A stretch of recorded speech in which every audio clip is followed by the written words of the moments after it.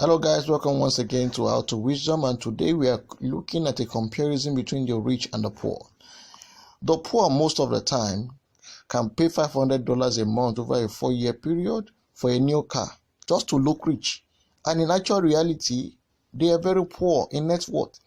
Whereas the rich, on the other hand, don't mind saving $500 a month over a year and buy a used car, even if they look poor, when in actual reality they have a high net worth. Don't focus on how you look, focus on your net worth.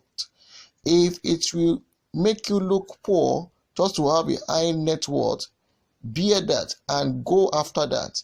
Don't focus on liability, focus on asset. Let your asset increase every day and let your liability reduce every day. This is how the rich become rich and the poor can become rich if they want to.